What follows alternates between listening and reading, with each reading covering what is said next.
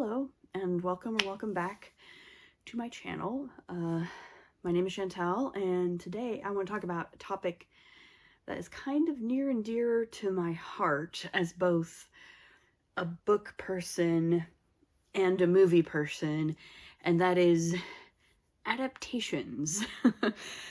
I've been thinking about this even more than I usually do lately, if only because I've been watching some adaptations lately, some more adaptations, just in the past couple of weeks. I saw, of course, Dune Part 2 in the theater, which was really good, and I've also started watching the new FX series Shogun, which is also based on a novel, and I'm really enjoying both of them. They're great. If you're at all interested in either of them, highly recommend you check it out. I've actually only watched the first 2 episodes of Shogun so far, so no spoilers, please. But it's really good. It's definitely filling that Game of Thrones slash sort of Black Sails hole in my heart and my soul right now, of that sort of dark, gritty, historical-esque kind of an ensemble piece with lots of politics. So it's doing really good. But like, I'm always sort of thinking about adaptations, frankly, because so many, there's always so many page to screen adaptations happening. It's just a super popular thing. Like, several of the major Oscar nominees this year were adapted from books, either fiction or nonfiction. Poor Things, for instance, was an adaptation. American Fiction is an adaptation. Oppenheimer is an adaptation. I suppose technically Barbie is an adaptation, since it was up for Best Adapted Screenplay rather than Best Original Screenplay, but you know what I mean. So as someone who really, I think of myself as someone who really appreciates the art and craft of the novel, as well as someone who really appreciates the art and craft of filmmaking. I think a lot about adaptations, because I just find them really interesting. I think, the first thing that anybody says about any adaptation is that they want it to be, quote unquote, faithful to the source material. But I think that, like, everyone has somewhat of a different opinion as to what it means to be faithful to the source material. I think for some people it does mean a quite literal sense of everything that is on the page I want to see translated directly to the screen. But of course, even that isn't really possible, because the way that you or I or anybody imagines the things that are happening on the page is always going to be different from everybody else who imagines it, and it's always going to be different from the people who are making the adaptation. And so the adaptation is always necessarily going to be somewhat different from how you or I or other people might have pictured it in our heads. And of course, there's always different concepts of faithfulness. Is it faithful to the literal events that happen in the story? Is it plot faithful? Is it more faithful to the overall themes or ideas that the story seems to be proposing? And what does it mean to make, quote unquote, changes? Again, I'm not sure I buy the whole, adaptations change things. I think adaptations are always in conversation with the source material that they're drawn from. But, like, the idea that an adaptation somehow changes the source material or makes changes to the source material, I think, is a little bit oversimplistic, and, always on the understanding that, like, the source material is always going to exist, right? So, like, my copy of The Lord of the Rings is still exactly the same as it was before Peter Jackson made his films, and it will always be the same no matter what. Or, for that matter, the Hobbit films, which I don't like. You know, the fact that I don't particularly enjoy the Hobbit films, you know, it doesn't change my enjoyment of the book, The Hobbit, which is a wonderful book, and I reread it frequently. I don't watch the Hobbit films very often because I don't like them, but that's fine, right? The films exist, the book exists. If you like one but not the other, it's fine. If you like both, that's great. If you like neither, that's also fine, right? So, you know, I'm always sort of thinking about adaptations, and I think one of the most interesting adaptations of the past several years has been actually the Good Omens adaptation that was done by Amazon and BBC as a co-production. And this one is a really interesting one, I think, on a lot of levels. First and foremost, it's written and run, the showrunner is Neil Gaiman. Of course, the other author, Terry Pratchett, passed away 9 years ago yesterday, as a matter of fact. Yesterday was the anniversary of Terry Pratchett's passing. And so one half of the original writing team is in the lead, is writing this show and show running it. And it's always interesting to me when an original creator is heavily involved in an adaptation, especially someone like Neil Gaiman, because so much of what he's done has been adapted, whether by him or by other people. Neverwhere, Stardust, American Gods, Coraline, The Sandman, Good Omens. Even I think The Ocean at the End of the Lane has a stage play production that was a hit in London a while back. So, like, Neil Gaiman is extremely well-versed in the process of adaptation. And he has adapted and is adapting his own works rather frequently for the screen. He's also, like, the lead writer and I think showrunner on the Sandman series at Netflix, right? So, like, he's doing 2 adaptations of 2 of his own works, like, simultaneously, basically, which is crazy as far as I'm concerned. That sounds insane to me.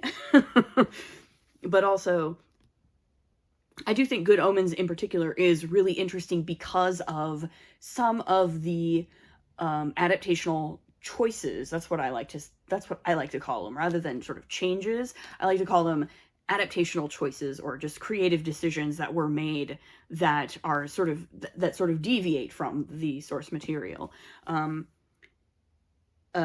Because you know, some of them are pretty clearly sort of a direct or maybe less direct, but pretty direct result of just the fact that the medium is very different, right? The medium of television is just very different from writing a novel. When you're working with real people, real considerations have to be taken. There are real rules in place to make sure that the people you're working with are safe and supported and have everything they need to do their jobs properly. And some of the decisions that were made were, I think, simply just sort of probably, I'm assuming, I don't know Neil Gaiman personally and haven't talked to him about this, so I don't know for sure exactly, but some of the changes I think were definitely just because, you know, this was his chance to sort of revisit something that he wrote a long time ago, over 30 years ago, and, or something like that, about 30 years ago. This is like 1990, I think this was published. You know, I think some of them were just an opportunity for Neil Gaiman to go back and sort of add in more things that he maybe would have liked to add in, or even, I think he sort of said this, to sort of add things that maybe would have been put in a theoretical sequel that they never got around to write. So I'm just sort of talking about the first season of Good Omens, not the second. The second season is no longer an adaptation of the book. The second season is its own thing. It's actually more like a spin-off than it is an adaptation of an existing piece of source material. But the first season of Good Omens, at least, is a pretty direct adaptation of the book, Good Omens, start to finish. And I think, like, the first adaptational or creative decision that is, like, the most obvious in Good Omens season 1 is the much more extensive role that Aziraphale and Crowley play in the TV show versus in the book. If you've read the book, you probably know what I'm talking about. Aziraphale and Crowley are important characters in the book. Arguably, they are the, I guess, protagonists of the book, if you could say that this book even has protagonists, or one or two protagonists. It's much more of an ensemble thing, really. But, you know, they are important in the book, but they don't actually have a ton of page time in the book. Like, other characters have a lot more page time in the book Good Omens than Aziraphale and Crowley do. Aziraphale and Crowley just kind of pop up. They do some things every now and again to sort of push the plot along, or they just sort of show up at the right place at the right time and to sort of make color commentary on things. They're almost, I would argue, in the book at least, they're almost more of a Greek chorus kind of situation where they're just kind of present at all of these important events. They rarely actually do things that are important. Mostly they're there to just sort of provide commentary on what's going on. And to just be funny and make some of the better jokes in the book, right? And of course, in the TV show, Aziraphale and Crowley are much more significant, and they have a lot more screen time. And, you know, again, I think part of this is just because of the medium of television, and when you are casting those roles, and you get actors like Michael Sheen and David Tennant to play these characters, you necessarily want to give them a lot of screen time because they're your top build. They're going to be your top build actors, and they should be at the forefront of what you're doing, and so you're going to have to give them more screen time. And also, like, in a story like Good Omens, you're going to be dealing with a lot of kids and at least one animal, a dog, right?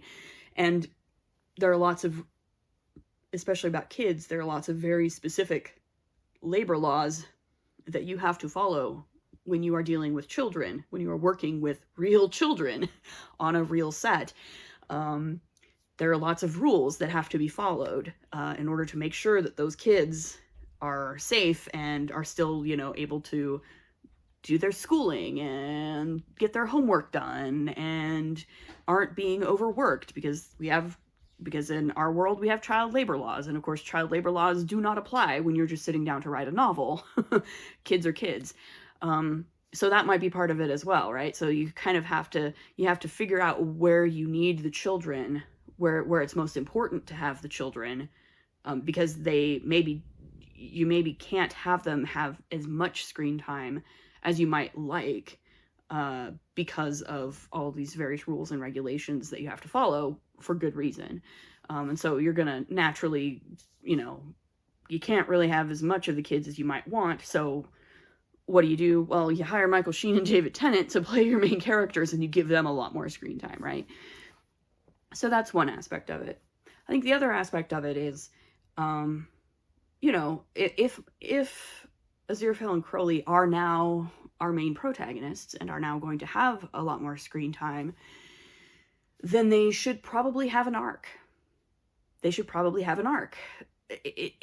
makes a lot of narrative sense. And again, in the book, Aziraphale and Crowley don't really have an arc. They're just old friends, right? This Good Omens is very much the relationship of Aziraphale and Crowley in the book is very much comparable to this idea of the sort of the Cold War era spy games type characters, of like the one guy's an American spy and the other guy is a Soviet spy, and they are both obviously working for their different sides, right?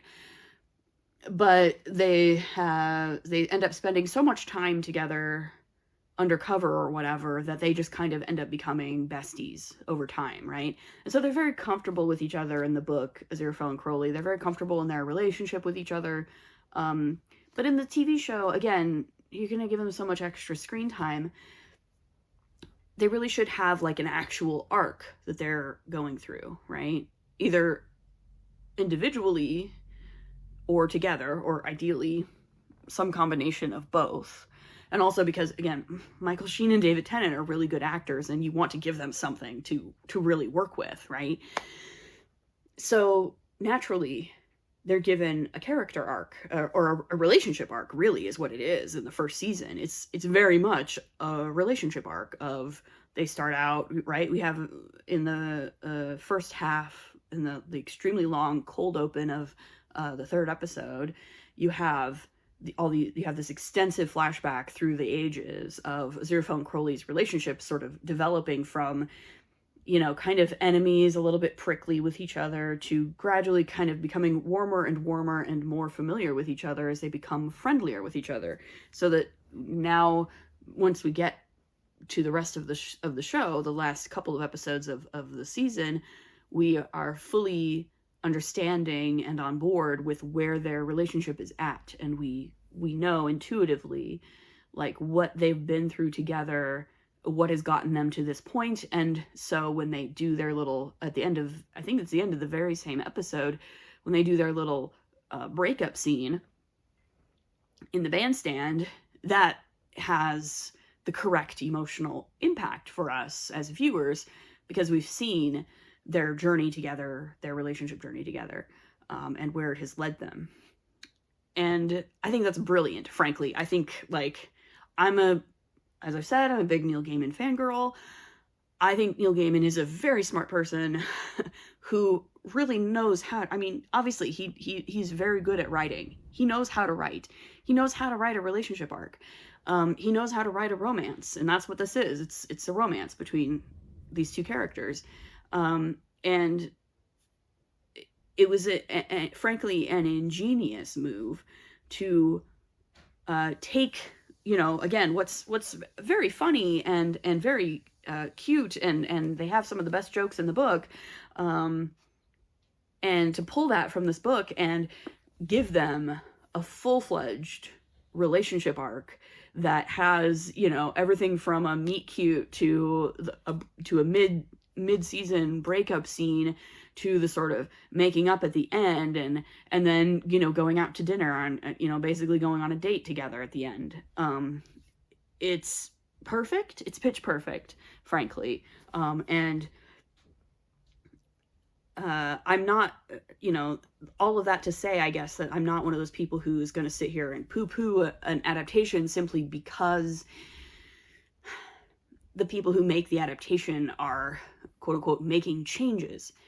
Because sometimes change can be good. Sometimes change can even improve things somewhat, right? Like, I still love the book Good Omens. I reread it all the time. I reread it just a few months ago, honestly. It's really fun. I love it. It's a great book. It's one of my favorite books of all time.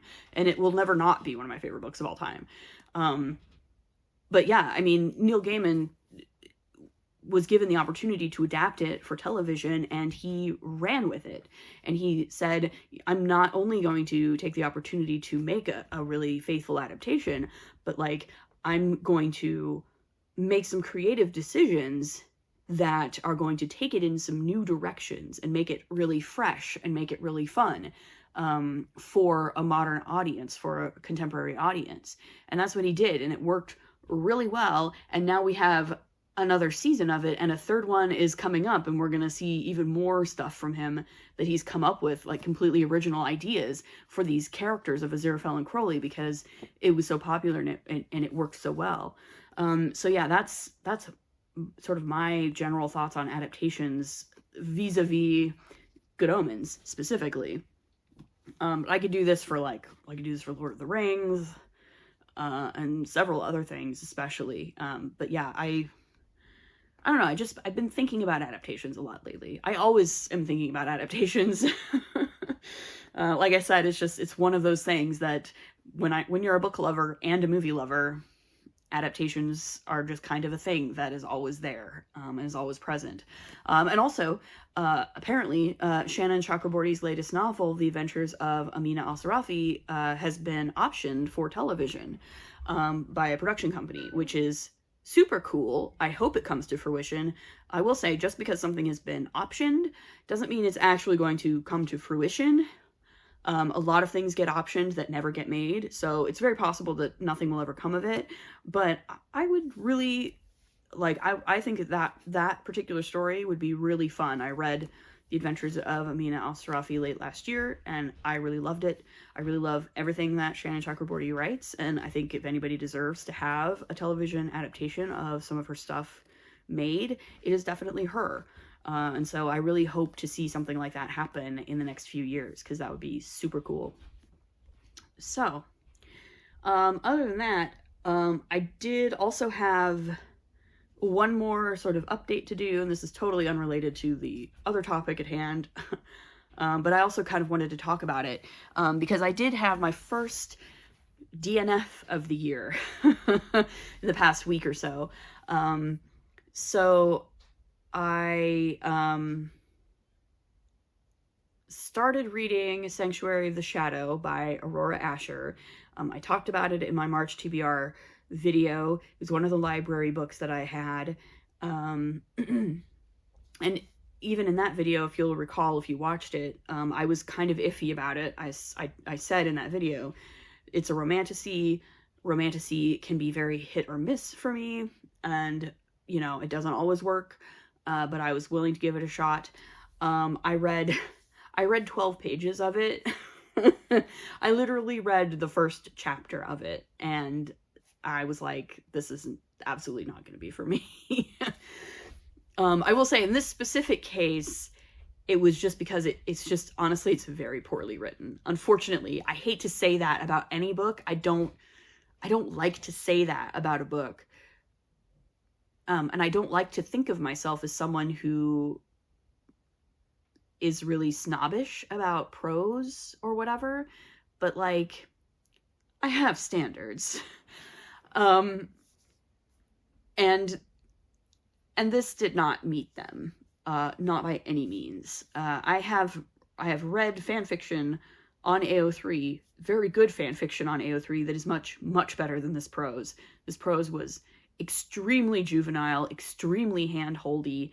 It was gonna sit there and explain to me every single thing that was going on as it happened, like I am 12. In an adult romantasy book with, from what I understand, multiple explicit sex scenes. I even flipped ahead to one of those explicit sex scenes, and it was also extremely bad, and dealing in a lot of cliches that are absolutely not for me, that I actually find laughable in my sex scenes. And so 12 pages and I was out. But I also did kind of want to use this opportunity to talk a little bit about, like, my sort of ethos around DNFing in general, because I don't DNF a lot of books, largely because I think I'm just pretty good at sussing out what I will like and what I won't like pretty early on, and so I tend not to find myself very often reading books that are disappointing me so much that I don't want to bother finishing them. But that having been said, I also am fully supportive of the idea of, if you are not enjoying it, then don't finish it. Don't waste your time, right? Like, that's really how I feel about it. I'm very much of the sort of Marie Kondo school of reading books. If it's not bringing you joy, then get rid of it. Right? In terms of, even if it's just sitting on your shelf and it's not bringing you joy, then get rid of it. And if you are trying to read it and it is not bringing you joy, and the reading is not bringing you joy, then close that sucker and get rid of it and don't finish it. Don't worry about finishing it. If you don't like it, don't do it. Reading, for me especially, like, reading is a hobby, and I'm here to enjoy it. I want to enjoy the things that I'm reading. And if I'm not enjoying the things that I'm reading, I'm not going to do them. There's a lot of things in life that I have to do, whether I like them or not. But reading isn't one of them. Reading is the thing that I do for me, and I do it for fun. So, yeah. I don't often DNF books, but I also am not afraid to DNF books if I'm not enjoying them.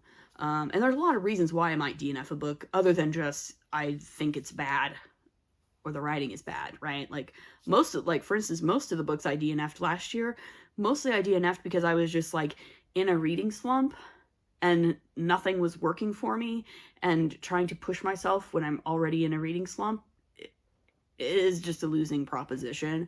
And so I just stopped, right? There's nothing wrong with the books. A lot of times it's just me that's the problem. But yeah, so for me, Sanctuary of the Shadow was an almost immediate DNF. It was not going to work for me, and that's fine. I'm not upset about it. I'm not guilty about it. I didn't buy the book. It was a library checkout, so I don't feel like I wasted money on it. I only read 12 pages of it, so it only took me like 20 or 30 minutes of my time. So it's fine. It's no big deal. If I DNF more books this year, that's fine too.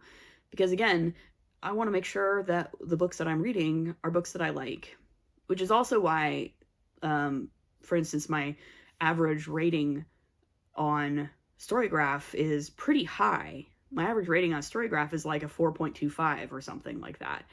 And that's because if a book I'm reading is less than 3 stars, then I'm not enjoying it, and I'm not going to finish it, and therefore it's not going to get a rating, right? So, like, 3 stars is pretty much the lowest you'll ever see me rate a book on Storygraph. There's maybe 1 or 2 that I've rated lower than 3 stars for various reasons.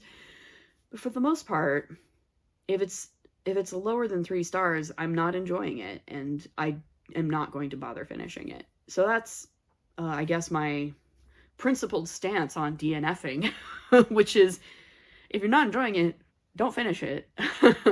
It's not worth your time. Find something else to do with your time that's more fun. It's a hobby. You should be enjoying yourself. We all want to enjoy ourselves and our hobbies. So yeah, that's my, I guess, thoughts for the week on adaptations and on DNFing. Yeah, if you have any thoughts on any of my thoughts, feel free to leave them in the comments below, as always. If you want to like, subscribe, or whatever, you can also do that. That's fine. And yeah, we'll see you in the next video. Bye.